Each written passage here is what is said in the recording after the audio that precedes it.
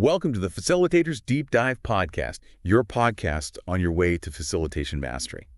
Hey everyone, welcome back. Today we're diving deep into this book called Corporate Conflict Management, Concepts and Skills. We're going to be pulling out all the best stuff from this book to help you guys handle conflict, from those small everyday annoyances to those big boardroom battles. It's funny. We always think of conflict as something bad, something to avoid. But this book actually says it's something we can learn from and maybe even use to our advantage. Yeah, that's a great point. So before we jump into techniques and stuff, how does the book actually define conflict? It feels like we use that word for everything. Right. So it's more than just disagreements. It actually uses the Oxford English Dictionary definition. Oh, wow. Fancy. Right. So it says it's a series of disagreements or arguments or incompatibility between opinions or principles, but it really stresses that conflict involves actions that don't work together and strong emotions. And it's that, that clash that creates that tension and sometimes leads to bad behavior. Okay, so it's not just disagreeing, it's about those differences, leading to actions that clash. Exactly. And the book talks about three main things that influence conflicts: attitudes, behaviors, and structures. I get how negative attitudes could, fuel conflict, but what about behaviors and structures? Well, behaviors are the actions that we take, right? So, anything from an eye roll all the way to yelling. Okay, so the way we act. Yes, and structures are those systems outside of us. So, company policies, hierarchies, societal norms, those kinds of things that can either help or hurt how we manage conflict. So if I'm working at a company and they always make departments compete for resources, that's a structural issue that is basically setting us up to fight. Exactly. It's not just about, our own personal conflict. Now the book talks about 4 different types of conflict. I thought that was helpful because it's once you know what kind of conflict you're dealing with, you can kind of figure out how to handle it. So the first one is goal conflict. I think we probably all know this one. It's that classic dilemma of, wanting it all, but knowing you can't have everything. It's like when you have those desires that clash, right? So the book's example of wanting a promotion, but also wanting the perfect work-life balance. So you got to figure out what you value most. Ugh, yeah. And then there's affective conflict. That seems more emotionally charged, right? If you just instantly have this annoying feeling about somebody you work with. It's about those gut reactions, those negative feelings you get. The book uses the example of irritation towards a coworker, which we've all felt at some point, right? But if you let those emotions fester, they can lead to worse things. Okay, yeah, I've been there. But not all conflict is bad, right? The book talks about this idea of cognitive conflict, which I actually think can be a good thing. It's when you have a lively debate about, let's say, a new marketing strategy, it can lead to some really great ideas. It's about disagreeing about ideas or approaches. And as long as it stays constructive, it can be good, lead to new ideas. Right. But there's a fine line between, debating ideas and attacking a person. Ah, so that's how you tell good conflict from bad conflict. Exactly. And then the last one is procedural conflict, which I think happens a lot in teams. The book uses the example of arguing over how to run meetings, but it can be about, any process we use at work. Yeah, you need to agree on the ground rules. Okay. Otherwise, it's going to get messy. Now, I thought those conflict models that the book describes were really interesting because it's it gives you this framework to, understand the big picture. Can you talk a bit about the process model? Yeah, so think of it like a play, like a 5-act play, right? Okay, I like that. So it starts with latent conflict, which is the stuff that could cause problems, but it hasn't blown up yet. And then it moves to perceived conflict, where people become aware of those issues and you start to feel that tension. Okay, so you can still kind of choose what to do at that point, right? Yeah. Ignore it or face it head on. Exactly. And then depending on what happens, you might get to felt conflict, which is when all those negative emotions start happening. And if it keeps going, it becomes manifest conflict, which is all the arguments, passive aggressiveness, all of that. And then the final act, conflict aftermath. So that's dealing with the fallout. Yeah, and the aftermath just shows us that conflict has a lasting effect. Even when it's resolved, there can still be impact on your relationships in the future. So it's best to deal with conflict early on before it gets to act 4 or 5. Exactly. And then there's the structural model, right? Yeah. So that one shows how things that aren't related to the people can still contribute to conflict, Nice. like incentives, company rules, how resources are allocated, those kinds of things. If 2 teams are always competing for the same budget, that's just going to cause problems no matter what. Exactly. It's about understanding the context, the bigger picture. Yeah. Now, I really liked how the book breaks down conflict into these different levels because it was easier for me to see it. So it starts with intrapersonal conflict, which I never really thought about before. That's the conflict that's going on inside you, right? Yeah. The book uses the frustration model. When you have a goal and something's blocking you, that's intrapersonal conflict. Oh, so like you're this close to getting your dream job and then it falls through because they ran out of money. Exactly. And the book talks about role conflict as another example. When the different parts you play in your life are at odds, like work and family. The never-ending work-life balance. Right. And then there's role ambiguity, which is when you aren't really sure what's expected of you. Like, you get given this task, but you don't have any instructions. Yeah, been there, done that. Yeah. Okay, so that's all the internal conflict stuff. Then it goes outward, Yeah. right, to interpersonal conflict, which I guess is the kind we usually think of. Yeah, conflict between people. But it's more than just arguments. It uses these really good examples. So imagine a meticulously organized person and then a totally spontaneous person working together. Their styles are going to clash. I can already see the sticky notes flying. Right. It also talks about broken relationship rules, which is like when someone shares confidential info or publicly criticizes someone's work, those trust violations can really ruin a workplace. Oof, yeah. Speaking of toxic, the book has this whole thing about the difficult boss archetype. Yeah, it's like all those behaviors we hate, right? Favoritism, excessive criticism, micromanaging. It's not just about having a boss you don't like. It's about those specific actions that create a toxic environment. Okay, yeah, that's a good distinction. So we've gone from internal conflict to like one-on-one, but then it scales up even more to group team conflict. Yeah, this is where it gets interesting. So you have like intergroup conflict, which are disagreements within the group, and intergroup conflict, which is that classic us versus them situation between different groups. So intergroup would be like a marketing team arguing about which ad campaign to run, and then intergroup would be marketing versus sales, each wanting a bigger budget. Perfect examples. And one thing the book says that's really interesting is that outside threats can actually bring a group closer together, even if there's conflict inside the group. It's like when two departments that usually hate each other suddenly band together to fight a budget cut that would hurt them both. Exactly. It's kind of surprising how a shared enemy can bring people together. Okay, so we've zoomed out even more now. What's next? Organizational conflict, which is like conflict coming from the structure of the organization itself. So, hierarchies, departments, resource allocation, that kind of stuff. So those are the bigger issues that create conflict, even when individuals get along. Exactly. The book talks about 3 types: horizontal, vertical, and line staff. Horizontal is between departments with the same level. Vertical is like the classic boss versus employee power struggles. And line staff is the friction between the people doing the work and the people supporting them, like production versus HR. Wow, there's like so many layers to this. Yeah. And then finally, there's interorganizational conflict, which I guess is just what it sounds like between entire companies. Exactly. Think about competition for customers, suppliers versus buyers, and all the clashing that can happen during mergers. Makes sense. It seems like there's conflict no matter where you look. It's kind of part of life, right?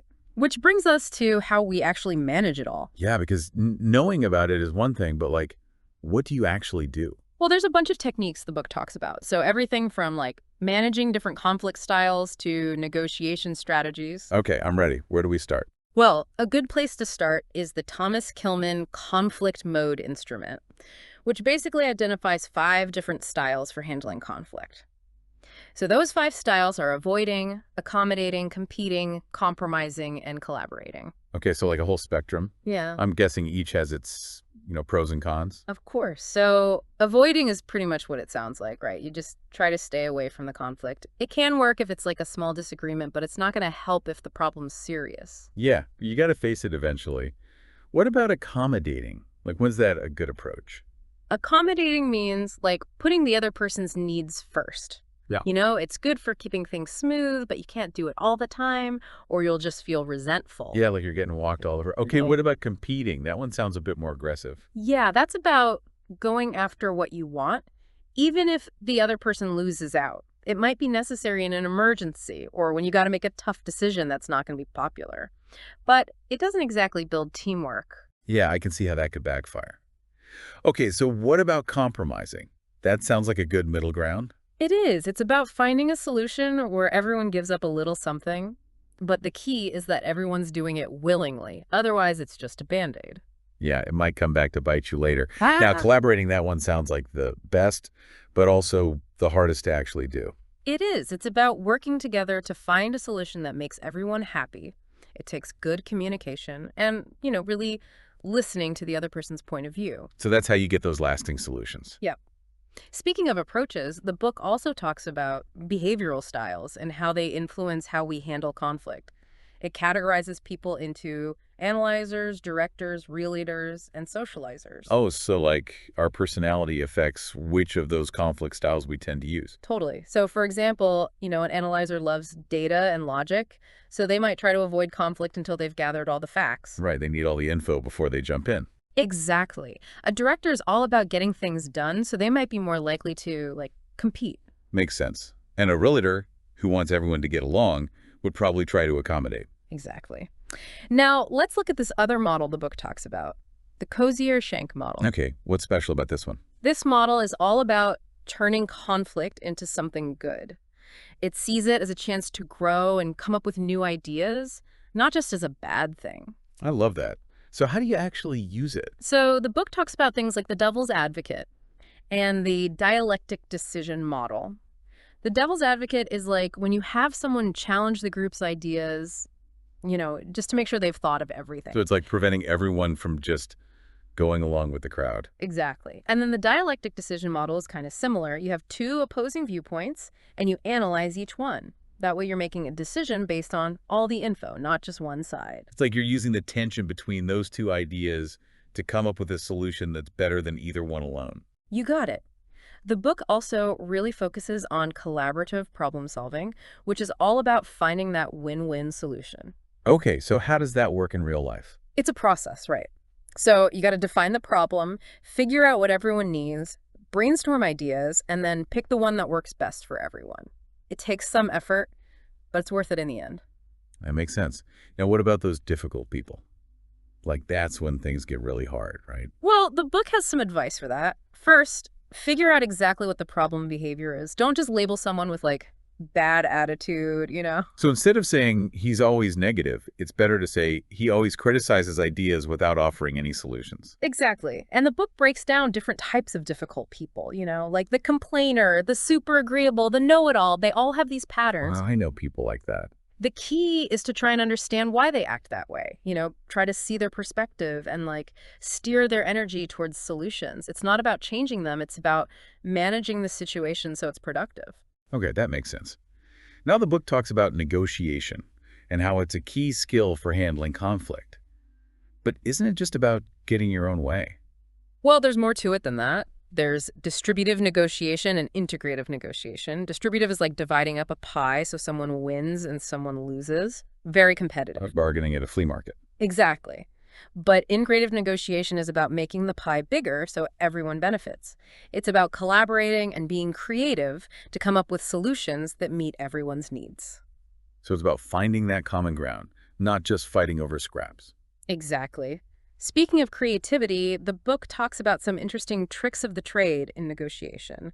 So the good cop, bad cop routine, where one person acts tough and the other is all nice. Oh yeah, that's classic. Does it actually work? It can, and the book tells you how to spot it so you don't fall for it. It also talks about ultimatums and how they can be powerful but also risky. Right, because it depends on who has the power in that situation. Exactly. It also talks about something called framing, like how you present information can influence how the other person sees it. So it's not just what you say, it's how you say it. Yeah, like focusing on the good stuff, not just the bad stuff.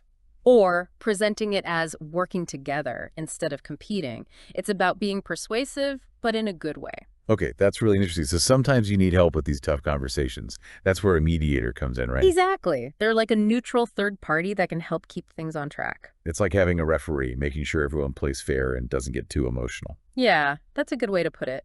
The book talks about how mediators can help people communicate better, really understand each other, and then find solutions that work for everyone. So they don't actually tell people what to do, but they guide the process. Exactly. And the book talks about some skills that are important for mediators to have. So active listening, empathy, neutrality. Oh, and this one's important. Being able to reframe problems, so people can see them in a new way. So it's like moving away from that I'm right, you're wrong kind of thinking. Exactly. And then there's this thing called caucusing. which is when the mediator talks to each side privately. That makes sense. Sometimes it's easier to be honest when it's not like a big confrontation. Right. And the book also talks about reality testing, Hmm. which is about helping people figure out if their ideas will actually work, making sure it's not just pie in the sky. So they don't just come up with some crazy idea that would never actually work. Exactly. And then another important part is generating options. Coming up with all these creative solutions that maybe they didn't even think of before. So like expanding the possibilities, not just arguing over what's already there. Exactly. Now, we touched on ADR earlier. Right? That stands for alternative dispute resolution, right? Yeah.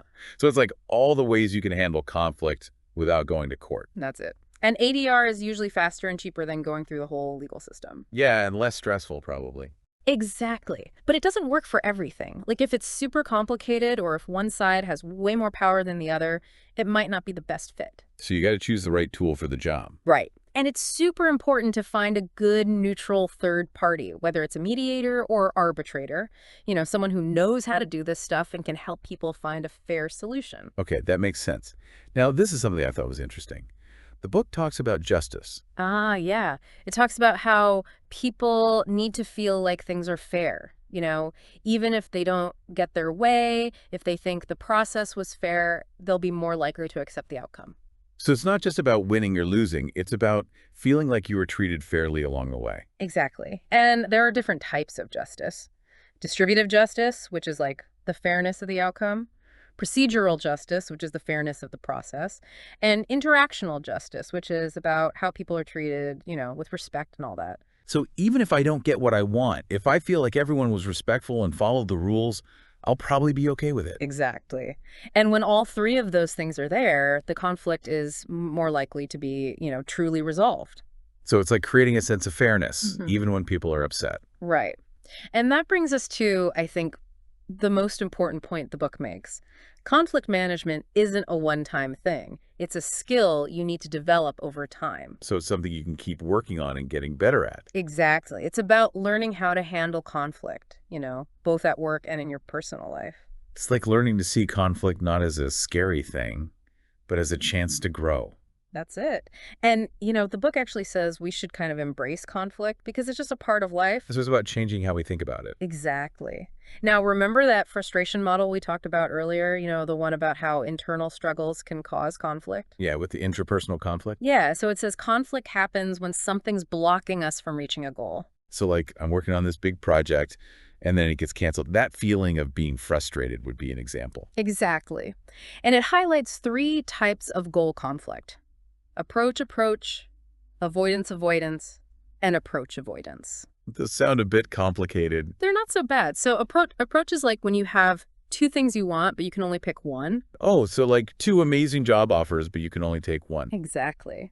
Then you have avoidance, which is like being stuck between a rock and a hard place, 2 options you hate, and you got to pick one. Oh, I hate that. Yeah. Like having to choose between doing this report that I hate or having this awkward conversation I've been putting off. Exactly. And that feeling of being trapped can lead to conflict. And then approach avoidance is when one thing has both good and bad parts. Okay, so like getting a promotion, but it means you have to move to a new city you don't like. Exactly. And understanding these can help you manage those internal struggles and make better decisions. So you don't end up taking it out on the people around you. Right. Now, remember those behavioral styles we talked about? Analyzers, directors, relators, and socializers. Yeah, I was hoping we could go back to those. Of course. So remember, analyzers are the data people. They're going to want all the facts before they jump into a conflict. Right, they're the spreadsheet people. Exactly. Directors are more about action, so they might try to take charge and get a solution fast. They like to be in control. Yep. And relators are all about those relationships, so they're going to want to keep everyone happy and find a compromise. They're the peacemakers. Exactly. And then socializers are all about that energy, so they might try to come up with some fun, creative solution that gets everyone excited. They're the ones who can, like, lighten the mood, even when things are tense. Exactly. Understanding these different styles can help us, communicate better and adjust how we approach conflicts so we get better results. It's about recognizing that not everyone deals with conflict the same way. Exactly. And it all goes back to that idea that conflict is normal and we can learn to handle it in a way that actually makes things better. I like that. Now, before we move on, what about those negotiation tricks? Yeah. The ones the book mentions. I'm kind of curious about those. It's like a little peek into, the psychology of persuasion. Yeah, exactly. So we talked about good cop, bad cop earlier, but it also talked about ultimatums. Those can be powerful, but they can also be risky. Yeah, like you said, it depends on the power dynamic. Right. And then there's framing, which is all about how you present your ideas. It's not just what you say, it's how you say it. Exactly, like focusing on the good things instead of the bad, or presenting it as teamwork instead of a competition. I like that. It's about being persuasive, but not in like a manipulative way. Yeah, there's a difference. Right. And then the book also talks about how important it is to build trust, in any negotiation. Yeah, because if you don't trust someone, it's hard to, believe anything they're saying. Exactly. Things like active listening and showing empathy can go a long way in building trust. It's like you're saying, hey, even if we don't agree, I respect you. Exactly. And then finally, the book says, be prepared. Yeah, but it's more than just showing up with a list of demands. Right. I mean, you got to know your goals and what you're willing to give up, but you also need to try to understand the other person's side. What do they want? So it's like having a game plan. Exactly. Now, let's talk more about mediation, when that neutral third party helps out. Right, like a referee. Yeah. So the mediator's job is to help everyone talk to each other, figure out what they need and explore different solutions. They don't tell anyone what to do, but they guide the process. So everyone has to agree to work together. Exactly. And the book talks about some skills that are important for mediators, like being able to listen, be empathetic, and stay neutral. And they have to be able to reframe things so everyone can see the situation from a different angle. Okay, that's interesting. Right. And then there's this thing called caucusing, where the mediator meets with each side privately. Makes sense. Sometimes it's easier to talk when you're not, facing the other person. Exactly. And then there's reality testing, where the mediator helps people see if their ideas are actually realistic. So it's not just a fantasy solution. Right. And then there's generating options, where they all brainstorm new ideas. I like that. Right. So we talked about ADR before, which is alternative dispute resolution, right? Yeah. All those ways to handle conflict without going to court. Right. It's usually faster and cheaper and less stressful. Exactly. But it doesn't work for every situation. Like if it's really complicated or if one side has way more power, it might not be a good choice. So you have to pick the right approach depending on the situation. Exactly. And finding a good neutral third party is important, whether it's a mediator or an arbitrator. They need to be experienced and be able to help people find fair solutions. That makes sense. Yeah. Now, I thought this was interesting. The book talks about justice, which isn't something we always think about with conflict. Yeah, the book talks about how it's important for people to feel like things are fair, even if they don't get exactly what they want. If they feel like the process was fair, they'll be more likely to accept the outcome. So it's not just about winning or losing, it's about feeling like you got a fair shake. Exactly. And there are different kinds of justice, So there's distributive justice, which is the fairness of the result. Then procedural justice, which is like the fairness of the process. And then there's interactional justice, which is about whether people are treated with respect during the whole process. So even if I don't get what I want, if I feel like everyone was respectful and fair, I'm more likely to be okay with the outcome. Exactly. And when all three of those are there, the conflict is more likely to be truly resolved. So it's creating that sense of fairness, even when things are, emotionally charged. Right. And that brings us to, I think, one of the most important points the book makes. Conflict management isn't just a one-time thing. It's an ongoing process. It's like a skill you keep developing. Exactly. And it's about learning how to handle conflict both at work and in your personal life. So you don't have to be afraid of conflict. It's just part of life, and you can learn how to deal with it. That's it. The book actually encourages us to embrace conflict as a normal part of life and use it as an opportunity to grow. So changing how we see it. Exactly. Now, remember that frustration model we talked about earlier about how internal struggles can lead to conflict? Yeah, with the intrapersonal conflict. Right. So that model says that conflict happens when something is blocking us from achieving a goal. So when I'm working on a project and it gets canceled and I feel frustrated, that's an example. Exactly. And it highlights 3 types of goal conflict: approach, avoidance, and approach avoidance. Those sound kind of technical. They're not so bad. So approach is when you have 2 print options but can only choose one. Okay, like getting 2 amazing job offers but can only accept one. Exactly. Then you have avoidance. which is like being stuck between two bad options. Ugh, I hate that. Like having to do this report I hate or having this awkward conversation I've been putting off. Exactly. That feeling of being stuck can lead to conflict. And then approach avoidance is when one goal has both good and bad parts. Okay, like getting a promotion, but you have to move to a city you don't like. Exactly. Understanding these can help you deal with those internal struggles and make better choices. So you don't like snap at your coworkers. Exactly. Remember those behavior styles we talked about? Analyzers, directors, realtors, and socializers? Yeah, I was hoping we could talk more about those. Of course. So analyzers are all about the data, right? They're going to want all the information before they'll do anything about a conflict. Right, like show me the numbers. Exactly. Directors are all about action, so they'll probably try to take charge and find a solution fast. They're the leaders. Yep.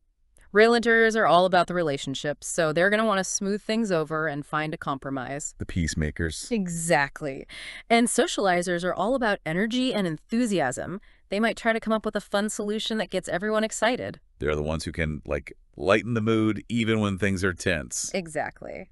Understanding these different styles can help us communicate better and change how we approach conflict so we get better outcomes. So you're saying that everyone handles things differently. Exactly. And this all goes back to that idea that conflict is normal and that we can learn how to use it to actually make things better. I like that. Okay, before we move on, I wanted to go back to those negotiation tricks that the book mentions. Oh, yeah. The psychology of persuasion. Exactly. We talked about the good cop, bad cop routine before, but it also mentioned ultimatums, which can be really effective, but also kind of dangerous. Yeah, it's like a power play. Exactly. It all comes down to like who has the power in the situation. And then there's framing, which is how you present your ideas. So again, it's not just what you say, but how you say it. Exactly. Like focusing on the good stuff, not just the bad, or presenting it as, teamwork instead of a competition. That makes sense. It's all about being persuasive, but in a way that feels good and honest. Not manipulative. Right. And then it emphasizes building trust. Because if you don't trust someone, how can you believe anything they say? Exactly. And simple things like active listening and showing empathy can really help build trust. It's like saying, hey, I respect you even though we disagree. Exactly. And then the book says to be prepared. Okay, but I'm assuming it means more than just showing up with a list of demands. Right. It means knowing your goals, what you want, what you're willing to give up, what your bottom line is. Like having a game plan. Right. But it also means trying to understand the other person's side, too. What do they want? Exactly. Now, let's get back to mediation. So remember, that's when a neutral third party comes in to help. Right, like a referee. Exactly. The mediator helps people communicate better, understand each other's needs, and come up with solutions. But they don't tell anyone what to do. They just guide the process. So it's more about like working together to find a solution. Exactly. The book talks about some important skills for mediators to have, like active listening, empathy, and neutrality. Oh, and being able to reframe things so people can see the situation from a different perspective. Okay, so reframing. Right. So instead of it being, I'm right and you're wrong, it becomes, we both have valid concerns and we need to find a solution that works for everyone. Okay, that makes sense. Right. And then there's this thing called caucusing, where the mediator meets with each side privately. That makes sense. Sometimes it's easier to be honest when you're not facing the person, Exactly. Then there's reality testing, which is about helping people see if their ideas are actually realistic. So it's not just a dream, it could actually happen. Exactly. And then generating options, which is all about brainstorming new ideas. Okay, that's interesting. Right. So we've already talked about ADR, which is alternative dispute resolution, and all those different ways to deal with conflict without going to court. Right. And it's usually faster and cheaper. Exactly. But it doesn't work for everything, Like if it's really complicated or if one side has way more power than the other, it might not be a good fit. So you have to pick the right approach for the situation. Exactly. And finding a good neutral third party is important, whether it's a mediator or arbitrator. They have to be experienced and know how to help people find a fair resolution. That makes sense. Now, this is something I thought was interesting. The book mentions justice, which we don't always think about when it comes to conflict. Yeah. It talks about how people need to feel like things are fair, even if they don't get what they want. If the process feels fair, they're more likely to accept the outcome. So it's not just about winning or losing. It's about how you get there. Exactly. And there are different types of justice, like there's distributive justice, which is about the fairness of the result. Then there's procedural justice, which is like the fairness of the process. And then interactional justice, which is about whether people are treated with respect throughout the process. So even if I don't get what I want, I might be okay with it if I feel like everyone was respectful and fair, you know? Exactly. And when you have all three of those, then the conflict is more likely to be truly resolved. So it's about creating this sense of fairness, Mhm. even when people are upset. Right. And that leads to what I think is the most important point the book makes. Conflict management isn't just a one-time thing. It's an ongoing process. It's something we can learn and get better at over time. So like a skill you keep developing. Exactly. It's about knowing how to handle those difficult situations, whether at work or in your personal life. So you're saying we shouldn't be afraid of conflict. It's just part of life, and we can learn to deal with it. That's it. The book actually encourages us to see conflict as normal, as a part of life, and as a chance to grow. It's about changing how we view conflict. Exactly. Remember that frustration model we talked about how those internal struggles can actually lead to conflict? Yeah, with the interpersonal conflict stuff. Right. Yeah. So the frustration model says that conflict happens when something is blocking us from reaching a goal. Okay, so for example, I'm working really hard on this project, and then it gets canceled at the last minute. That feeling of frustration would be an example of this. Exactly. And it highlights these three types of goal conflict. Yeah. Approach, avoidance, and approach avoidance. Doesn't sound kind of complicated. They're not so bad. So approach is like when you have two things you want, but you can only choose one. Like when you have 2 job offers, but you can only accept one of them. Exactly. Then there's avoidance, which is like being stuck between a rock and a hard place. You have two options you don't like, and you have to pick one. Oh, I hate those. Like choosing between doing this report that I'm dreading or having to have this awkward conversation that I've been putting off. Exactly. And that feeling of being trapped can lead to conflict. And then there's approach avoidance, which is when one goal has both good and bad parts.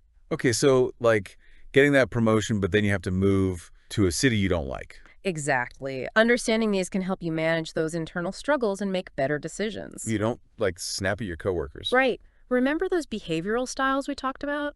The analyzers, the directors, the relators, and the socializers. Yeah. Can we go back to those? Sure. Analyzers are those data-driven people. They're going to want all the facts before they make any decisions about a conflict. Right, like show me the numbers. Exactly. Directors are all about action, so they might take charge and try to find a solution fast. Right, the take charge kind of people. Yep.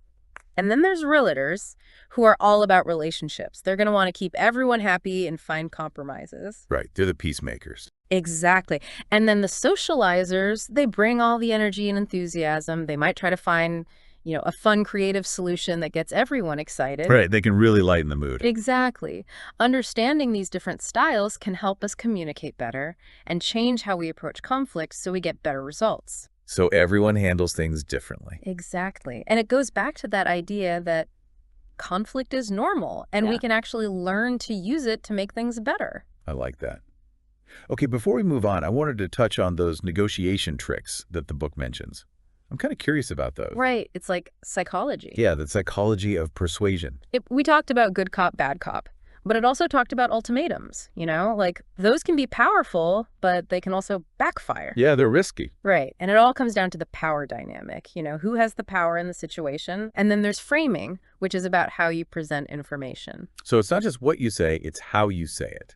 Again. Exactly. Like focusing on the benefits, not just the downsides, or presenting it as teamwork instead of competition. I like that. It's about being persuasive, but in a good way. Right. Not like manipulative. Exactly. And then the book emphasizes building trust, which is so important in any negotiation. Yeah, because if you don't trust someone, how can you take them seriously, Exactly. And doing things like active listening and showing empathy can go a long way in building trust. So like letting them know you respect them, even if you disagree with them. Exactly. And finally, it talks about being prepared. Right, which is more than just, coming to the table with a list of demands. Right. Being prepared means knowing your goals, what you want, what you're willing to give up, and your bottom line. So like having a plan. Yeah, like having a plan, but it's also about understanding what the other person wants, too. So what are their goals? Exactly. Okay, now let's dive a little deeper into mediation. When that neutral third party comes in to help. So we're talking about mediation. when a neutral third party steps in to help. Yes. It's like having a referee, right? Exactly. The mediator's job is to help people talk to each other, figure out what they need, and come up with solutions. They're not there to tell anyone what to do, just to guide them through the process. So it's more about working together. Right. And the book talks about, important skills for mediators, like being a good listener, having empathy, and staying neutral. Well, Oh, and being able to, reframe things so everyone sees the problem in a new light. reframing. I like that. It's like, instead of it being, I'm right and you're wrong, it becomes, we both have valid points and we need to find a solution that works for everyone. Right, finding that common ground. Exactly. And then there's this thing called caucusing, where the mediator talks to each side privately. That makes sense. Yeah. Sometimes it's easier to be honest when you're not, in a big confrontation. Exactly. And then there's reality testing, where the mediator helps people figure out if their ideas are actually doable. Is it possible to actually make this happen? So making sure it's not just some crazy idea. Right. And then generating options, brainstorming new ideas. I like that. It's about expanding those possibilities. Exactly. So remember, we talked about ADR before. Alternative dispute resolution, all those different ways to handle conflict without going to court. Right. And it's usually faster and cheaper and less stressful. Exactly. But it doesn't work for every situation. Like if it's super complicated or one side has way more power than the other, in those situations, ADR might not be the best choice. So it's about finding the right approach for each situation. Exactly. And it's really important to find a good, neutral third party, whether it's a mediator or an arbitrator. They need to be experienced and be able to help people find fair solutions. Right. You got to find someone who knows what they're doing. Now, the book mentions justice, which isn't something we always think about with conflict. Yeah, it talks about how people need to feel like things are fair.